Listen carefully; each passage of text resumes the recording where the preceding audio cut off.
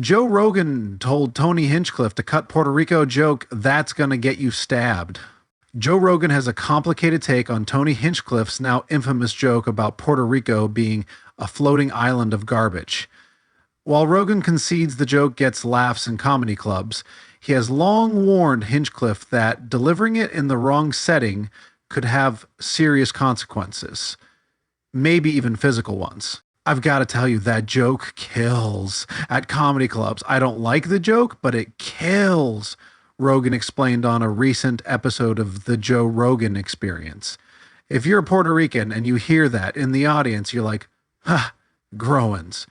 But it's a funny joke. The joke does well.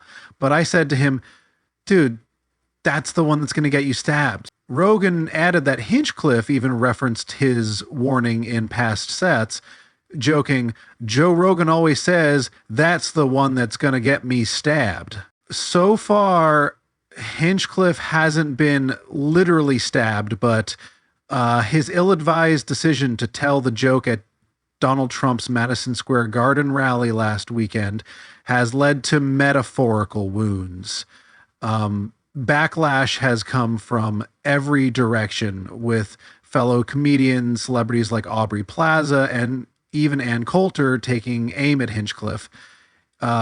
Trump himself distanced from the comedian, claiming to have no idea who he is. Rogan seemed baffled that Hinchcliffe didn't seek his advice before taking the stage at a political rally, a setting Rogan considers a comedy death trap.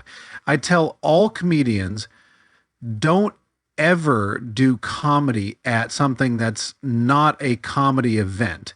Is like going to have a bunch of speakers and you're going to go up and do 10 minutes. Don't ever do that. It's a terrible setup, and it's a political rally, and you're doing jokes like you're in a comedy club. Don't do it.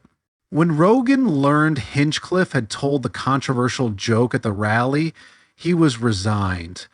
I didn't know what bits he was going to do, but then I heard he did that joke, and I was like, oh, Jesus, Tony, here it comes.